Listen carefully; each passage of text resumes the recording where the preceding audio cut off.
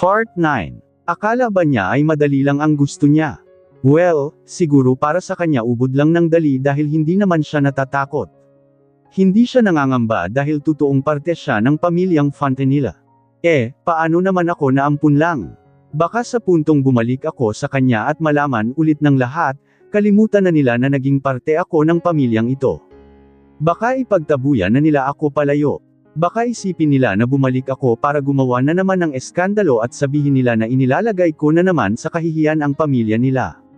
Ang mahirap kasi kay Chino, hindi niya naiisip yung mga posibilidad na pwedeng mangyari, parang hindi niya inaalala yung side ko. Hindi niya iniintindi ang kapakanan ko basta makuha lang ang gusto.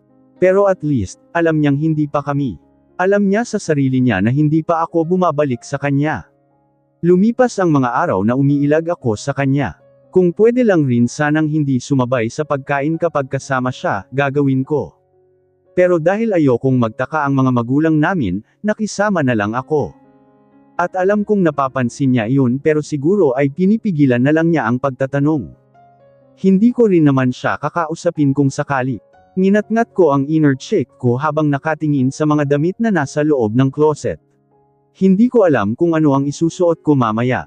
Nag-aayang lumabas ang mga pinsan ko mamayang gabi dahil Biyernes ngayon at wala silang mga trabaho bukas. Lumapit ako sa kama at dinampot ang phone nang marinig itong tumunog. Agad kong sinagot ang tawag ni Terence nang makita ang pangalan niya.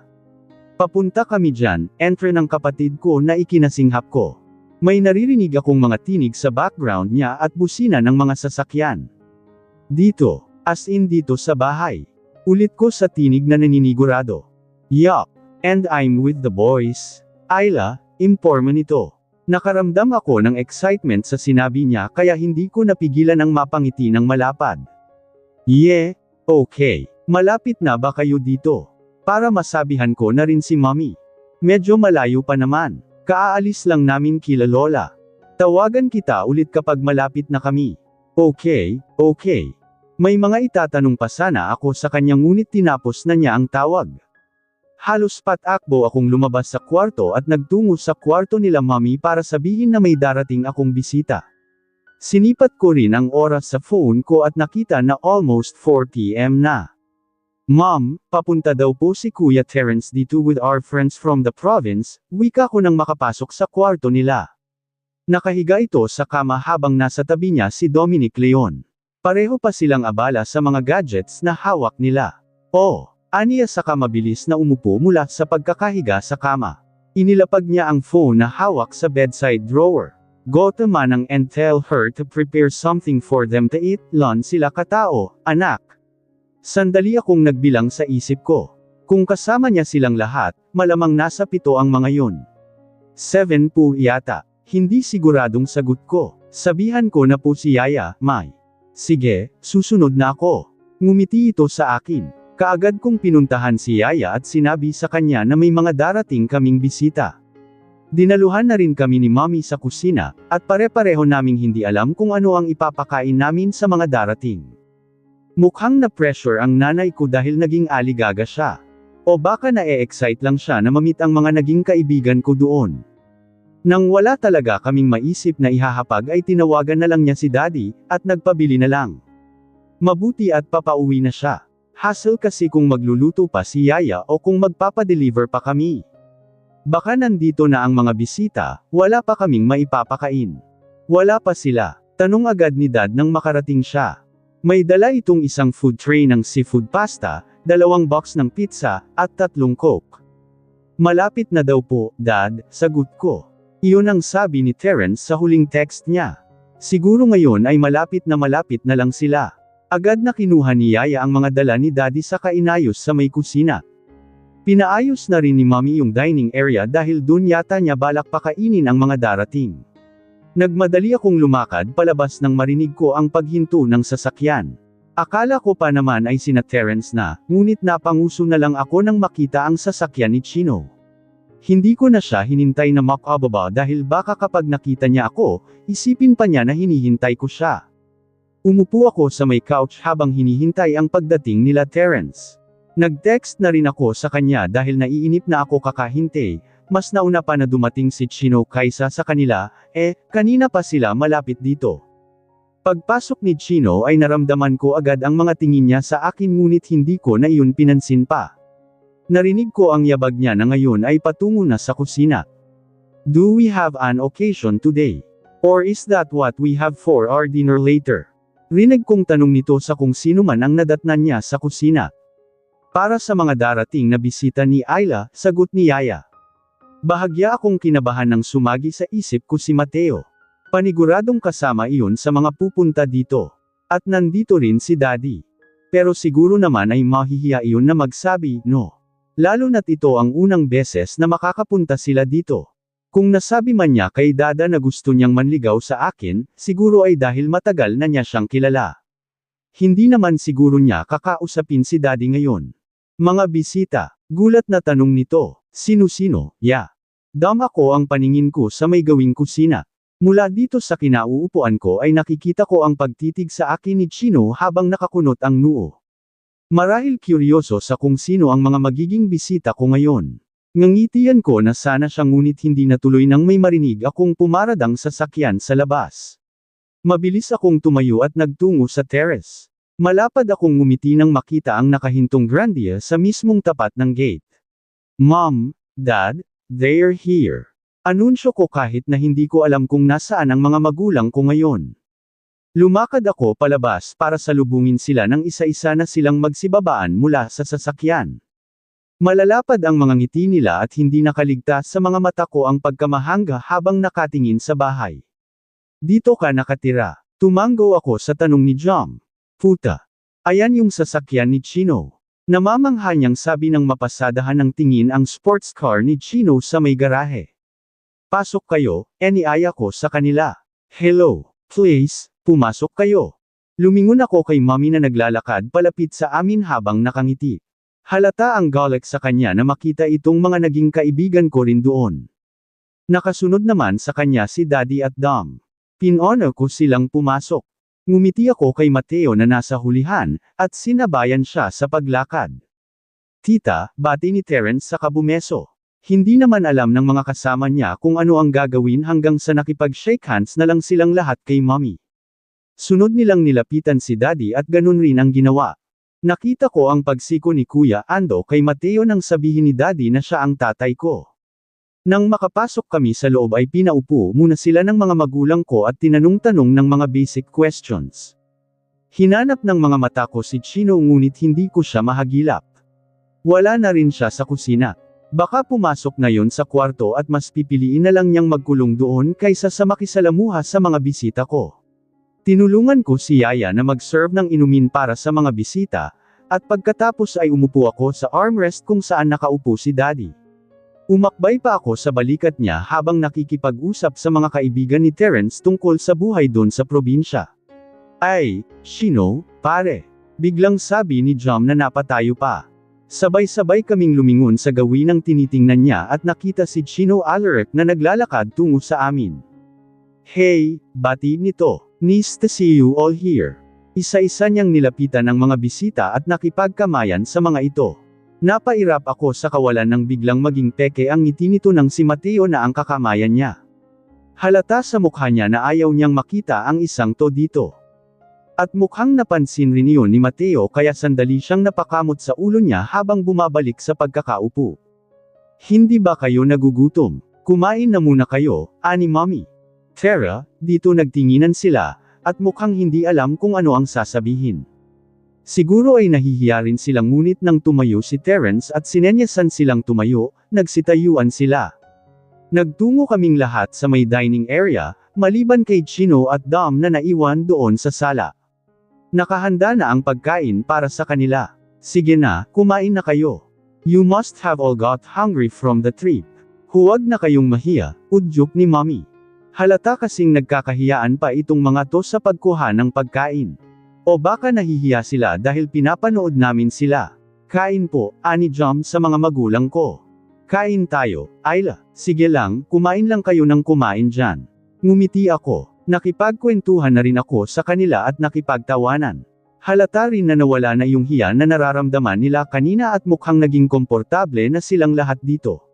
I can see that you all have become a good friend to my daughter, usual ni Daddy na pinapanood kami. And I want to thank you all for that.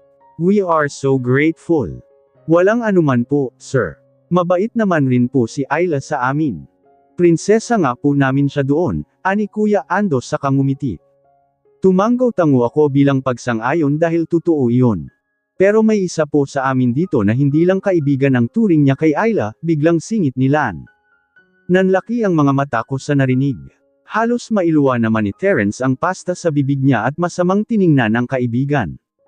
Tumawa naman si Kuya Ando, Jom at ang iba, habang si Mateo ay nawalan ng dugo ang mukha. What do you mean, iho? Marahang tumawa si Mommy sa kaisa-isang tiningnan ang mga taong tumigil sa pagkain. Sumulyap pa ito sa akin at halatang humihingi ng kasagutan. Pati si Daddy ay napataas ang mga kilay dahil doon. At kung pwede ko lang sapakin ang kaibigan ng kapatid ko, natanggalan na siguro siya ng ngipin ngayon. Magsasalita na sana ako para ibahin ang usapan ngunit nagsalita si Jom. Ito po kasing si Mateo, Ma'am, Sir, matagal na pong gusto ang anak nyo. Sino si Mateo? Tanong ni Daddy. Sabay-sabay nilang itinuro ang lalaking nasa may bandang dulo na ngayon ay halos ay sabsob na ang mukha sa plato. Nakita ko ang pag-iling ni Terence habang umiinom ng Coke. Okay. Muling tumawa si Mommy saka tumingin kay Daddy. Well, there's nothing wrong if someone likes my daughter. Kung gusto ka niya, gusto ka rin namin. Hindi ko alam kung bakit ganun ang sinabi ni Daddy. Papayag ba siya kung hihilingin ni Mateo sa kanya na ligawan ako o ayaw lang niyang ipahiya ang tao kaya hindi niya masabi na hindi pwede? Hindi naman kami istriktong mga magulang. Basta kung gusto ka ni Ayla, wala kang magiging problema sa amin, gatong naman ni Mommy. Peke akong tumawa saka na lamang napailing ngunit may parte sa akin na gustong sugurin itong silan dahil binuksan niya ang ganitong topic sa mga magulang ko. Kung malapit lang talaga siya sa akin, baka naisabsob ko na siya sa kinakain niya. Natigil ako sa pagmumurder kay Lan sa isip ko nang tumunog ang ring ang tone ng phone ko.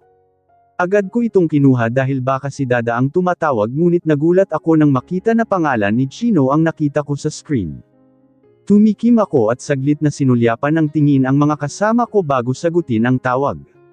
At hindi ko alam kung bakit kailangan pa niyang tumawag. Nandoon naman siya sa may sala at nandito lang naman ako. What?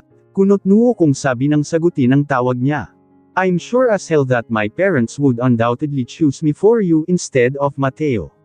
Mabagal ang pagkakasabi niya noon na parang nandito talaga siya sa tabi ko at ibinubulong ang bawat salita sa may tenga ko. At parang kapag hinamon mo siyang patuyan iyon, hindi siya magdadalawang isip na pumunta dito para itanong iyon sa mga magulang namin. Agad kong tinapos ang tawag saka pumikit, at huminga ng malalim. Kasalanan talaga ni Lanto. Make them stop talking about how much Mateo likes you in front of my parents or I will make them leave this freaking house. Inis kong kinamot ang kilay ko dahil sa text na yun ni Chino. Pagkatapos ko siyang babaan ng phone ay nagawa pa talaga niyang mag-text ng ganun. Hindi ko na masundan ang usapan ng mga kasama ko dito dahil sa kanya. Ano ba ang magagawa niya kung gusto nila iyong pag-usapan? Hindi ba siya pwedeng umarte muna saglit na wala iyon sa kanya?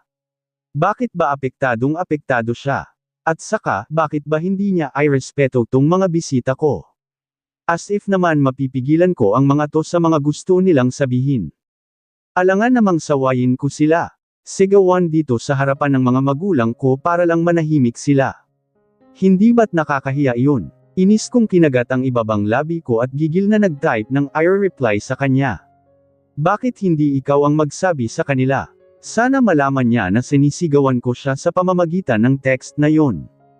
Ang ganda-ganda ng pakikitungo nila sa kanya noong nagpunta siya doon sa probinsya nila, tapos ganito siya ngayon sa kanila.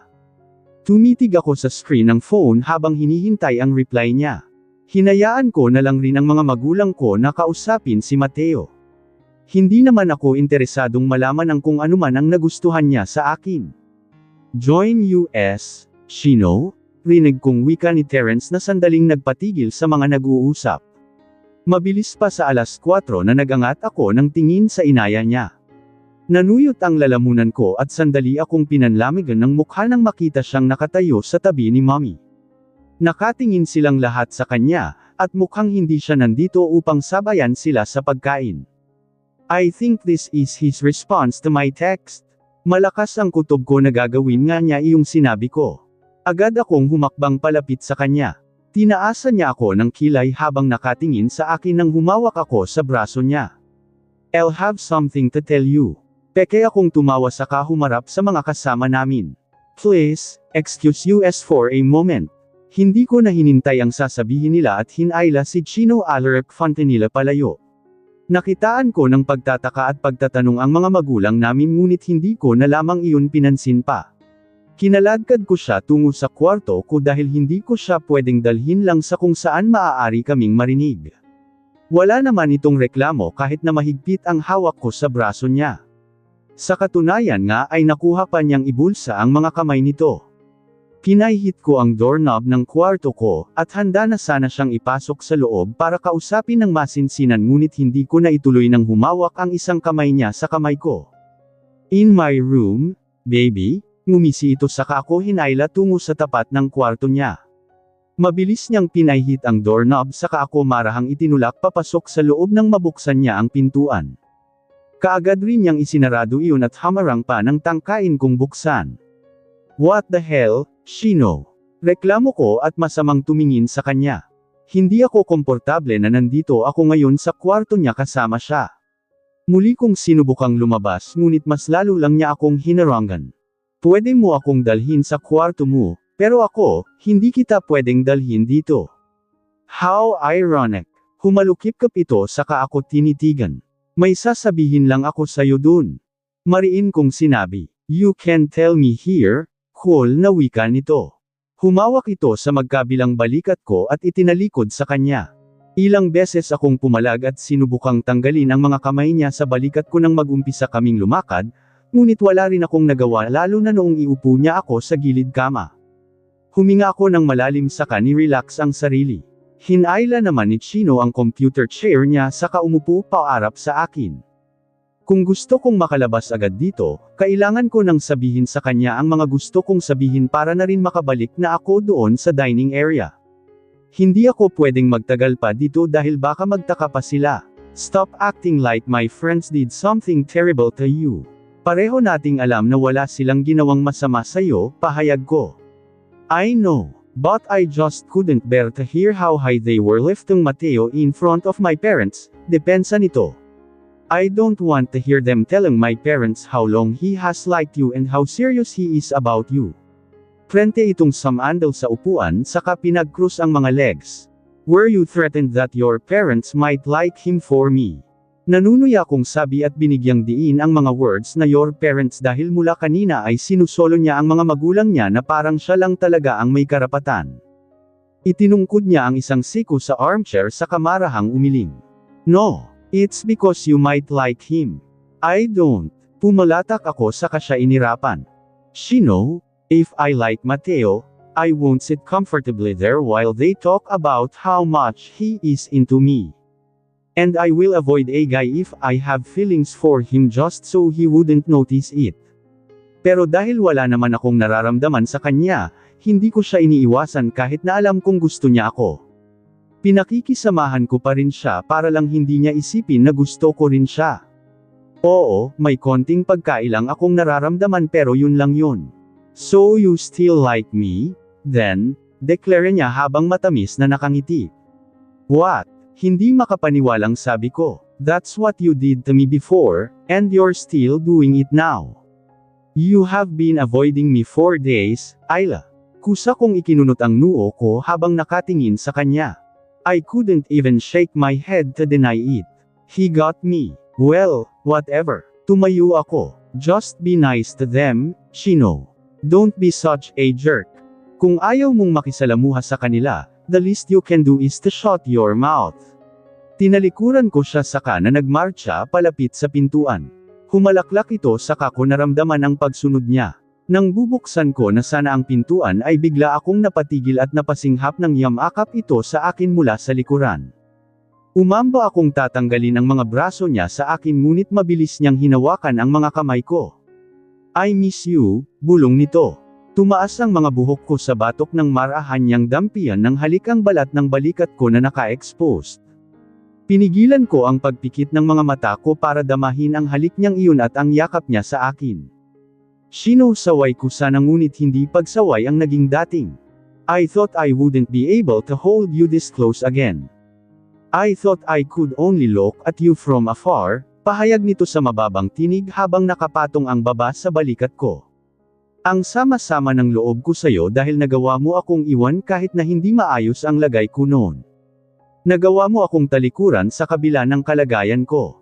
Bumuntong hininga ito. Nagalit ako noon. I'm sorry, agad kong sabi na ikinahinto niya. Kinagat ko ang ibabang labi ko at saglit na yumuko. Binahaw ako ng iba't ibang emosyon dahil sa mga sinabi niya. Tanggap ko naman kung nakaramdam man siya ng galit sa akin dahil sa pang-iiwan ko. Mas lalo pang humigpit ang yakap nito sa akin. Pati yung paghawak niya sa mga kamay ko ay humigpit rin ngunit hindi iyong mahigpit na masasaktan ako. I didn't get mad at you. I got angry with the people who hindered you, and I learned to hate the person that made you leave me. Napasinghap ako sa panghuling tinuran niyang iyon. Was he talking about his grandmother? Baliw ba siya? Are you referring to your grandmother, Shino?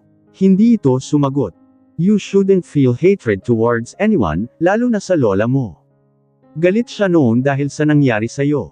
I was blaming myself, too, for what happened to you at that time. Mom, but it's not your fault I got into that accident, mungkahi nito. Hindi rin naman kasalanan ng lola mo na ampun ako, I countered. Gusto kong malaman niya na hindi dapat siya makaramdam ng negatibong emosyon sa lola niya. Noong una siguro ay nagalit rin ang ako sa lola niya ngunit di kalaunan naman ay nawala iyon dahil natanggap ko na ang katotohanan. Totoo rin naman yung mga sinabi niya noon na nagkaroon kami ng relasyon ng apo niya. Unti-unting kumalas ang mga kamay ni Chino sa akin. Gusto ko sana siyang pigilan na humiwalay sa akin ngunit hinayaan ko na lang. Hinapit niya ako paarap sa kanya saka tumitig sa mga mata ko. You have such a good heart, turan nito. Natawa ako habang naiiling. Your parents raised me well, I guess. That's why I keep on falling in love with you over again. Nabura ang ngiti ko sa mga labi saka na lang napabuntong hininga. Nakita ko ang bahagyang pagkunot ng noo nito, marahil nagtataka sa akin dahil sa biglaang pagbabago ng ekspresyon ko sa mukha. Aren't you scared? Gusto mo pang umulit-ulit? We're no longer siblings, Ayla. Our feelings towards each other were no longer a sin, tugon nito. But I'm scared, yeah. Dahil wala na akong karapatan sa'yo. We don't share the same name anymore, and that is what's making me feel scared. Kinagat nito ang ibabang labi sa kamalungkot na ngumiti.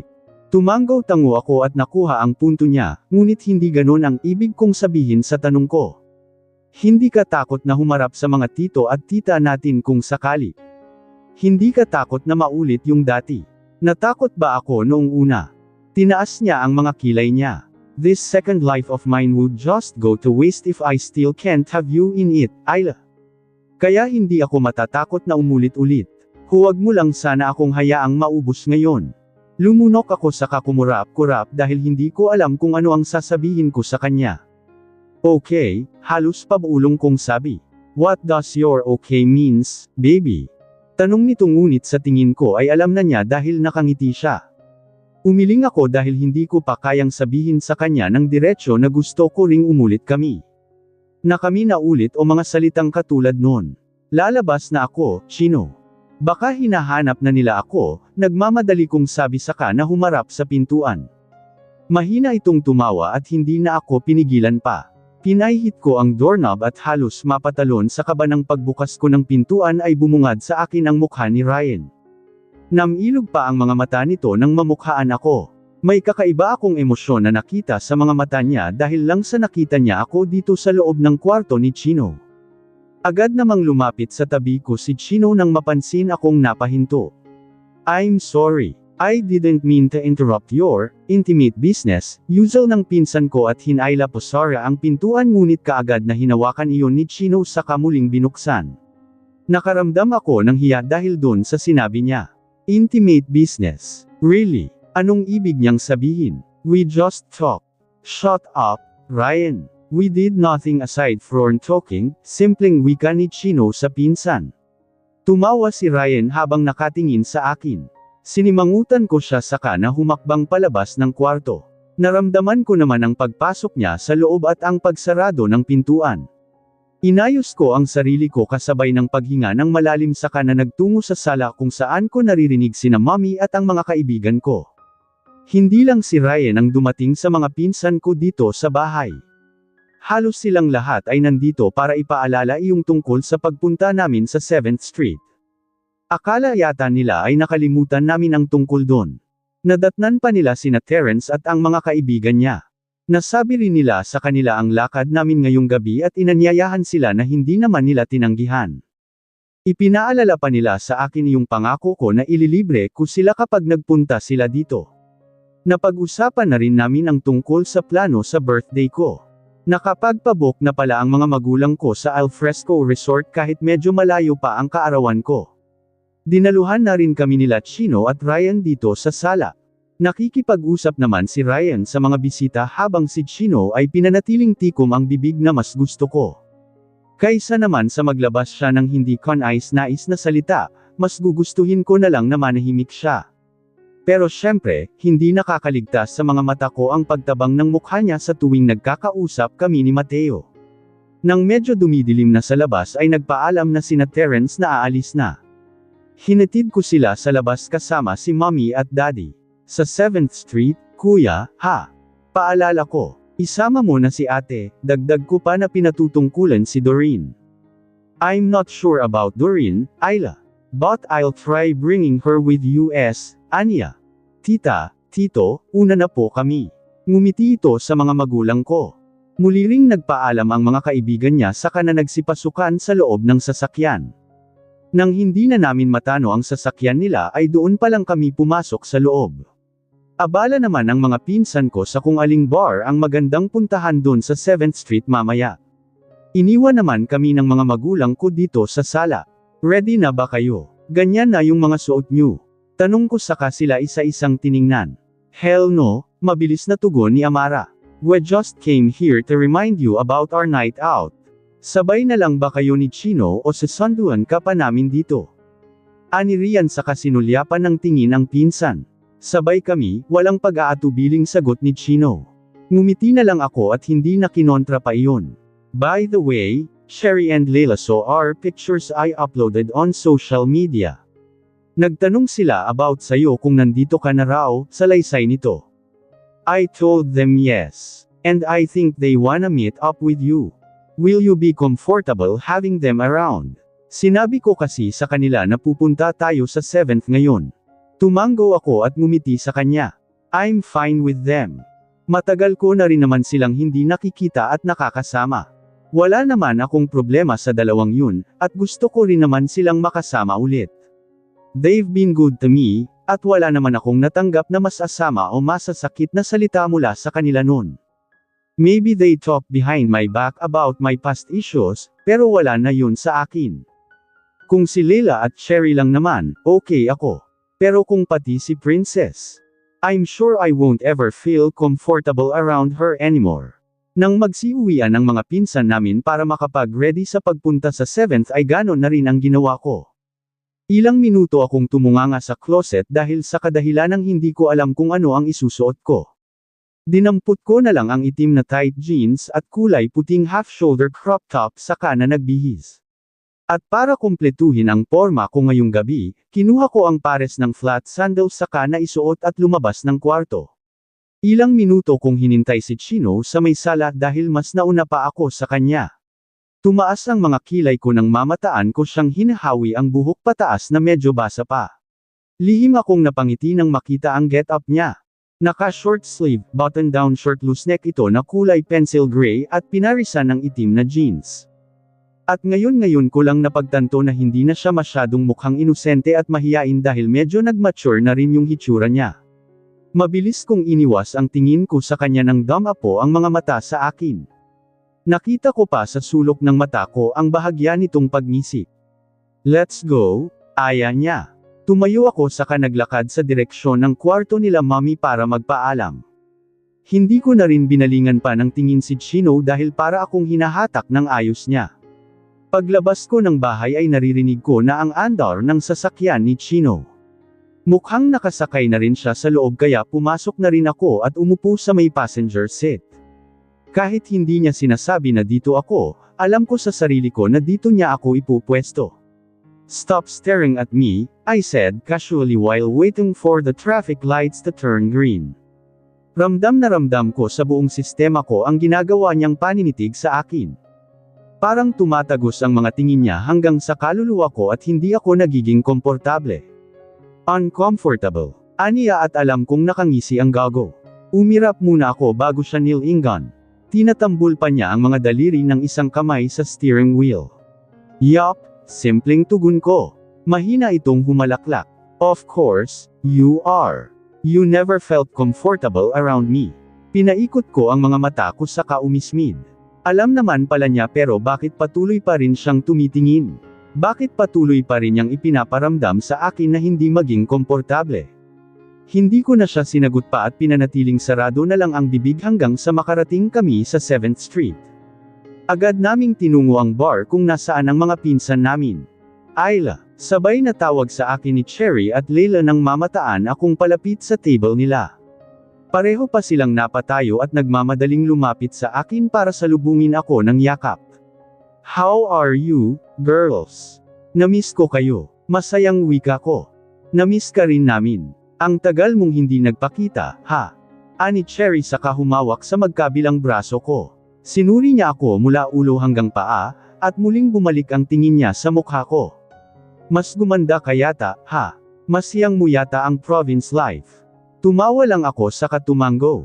"Hi, Chino." Bati naman ni Leila sa taong nasa likuran ko. "Hey, nice to see you here." Naunang lumakad si Chino patungo sa table kung nasaan ang mga pinsan namin. Nanatili naman kaming tatlo sa pwesto namin habang nag-uusap-usap. Nang mang-awit ang mga paa ko ay inaya ko na silang umupo para doon na ituloy ang kwentuhan. Hindi na namin siya kasama. Usual ni Leila nang magtanong ako tungkol kay Princess.